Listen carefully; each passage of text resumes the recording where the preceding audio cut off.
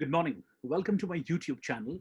I would really request you to please press like and subscribe so that you can get all further notifications for all the future videos that I'll be uploading on this channel.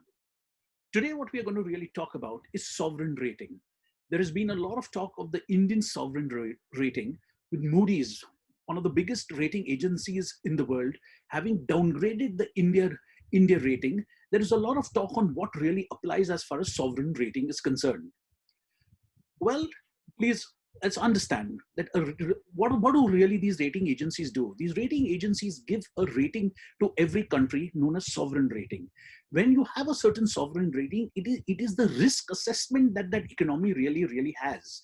We've seen that there are certain nations and certain states that have really defaulted around the world, that has not been able to pay back the interest as well as the principal. So when you have this kind of credit rating, it really is an assessment of risk that the investor or the people that are putting money in the economy are really susceptible to when you are making investments in that country. So higher the grade, that is a triple A rated, will have the least risk, and lower the grade will have more risk.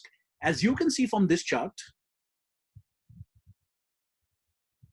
all the three rating agencies, S&P, Fitch, and Moody's, have their respective uh, ratings as far as countries are really concerned. What is important is there are two main distinctions as far as ratings are concerned. One is an investment grade, and the second is a speculative grade.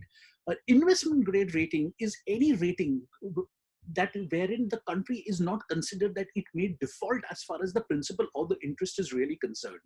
Hence, as far as India is concerned, we are at the last stage as far as the investment rating is concerned, grade rating is concerned. Any downgrade from here, we will end up being in a speculative grade. There's a lot of talk that, are these rating agencies making any sense? Is there any big implication as far as rating agencies are really concerned?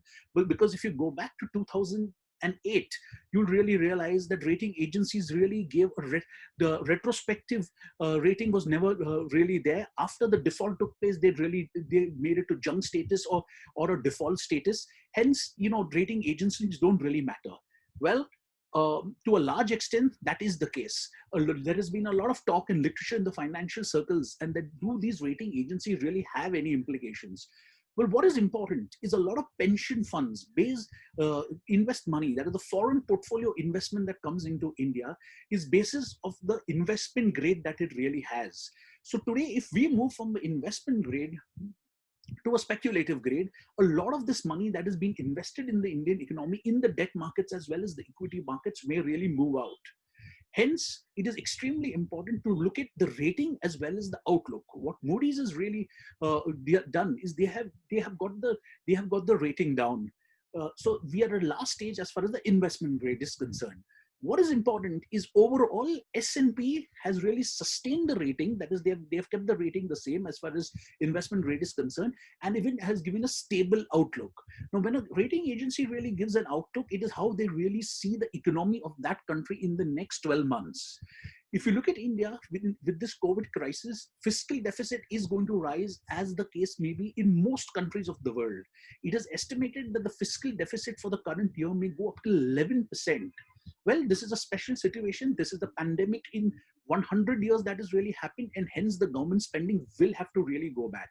The contraction as far as the Indian economy in GDP terms could be as large as 5% this year, with stabilization as far as 2021 and a phenomenal growth as far as 2022 is really concerned. Hence, the key at this juncture is not the deficit number. It's not how much fiscal deficit will the Indian government be running, but what is the outlook for growth. If the outlook for growth further deteriorates, that certain action is not coming from the government, and outlook for growth goes beyond 2021, there could be a very high possibility as far as the further rating downgrade. When a rating downgrade on the sovereign level really happens, it also affects the ability of these companies raising money abroad. So if I am XYZ company based out of India, they will also look at the geography of the country that is being rated. Then they will look at the company rating. Hence, to a large extent, the sovereign rating is extremely important. What S&P has really done is confirmed that we are a stable outlook as far as the outlook is concerned, and yet we are investment grade. Hence, the key in the next few months is not the fiscal deficits. It's not the deficit that the government that really will be running. It is the ability to recover and the GDP growth rate that will really come about. Hence, this could be a clear signaling theory to probably the government of India and the Reserve Bank of India that don't bother about the deficit. It is already estimated the deficit could be 11%. It could be a percentage here and there, but however, pursue growth. Hence, in overall context, rating is extremely important. Just as individual investors, we have CIBIL ratings wherein when we apply for a loan, a credit card, a car loan, a home loan, our rating is really taken in terms of a track record of repayment, and that is compiled in India in terms of a CIBIL score. Similarly, rating of countries are taken in terms of sovereign ratings, and sovereign ratings on a macro picture and about investments coming in from abroad are extremely important. Hence, for a developing country like India, it is important to maintain a stable investment grade rating over a period of time, because the moment we go to junk grade as far as rating is concerned, a lot of pension funds do not have the mandate to invest in any rating that is really junk grade. Hence, by default, large amount of capital will be withdrawn from the capital markets, both from the debt markets as well as the equity markets, and that will be detrimental for overall growth of the capital markets as well as India is concerned. Hence, I think we should take this as a caution and really look at that India will be recovering, faster over a period of time, and hopefully get back to about 8% growth in 2022. Thank you so much.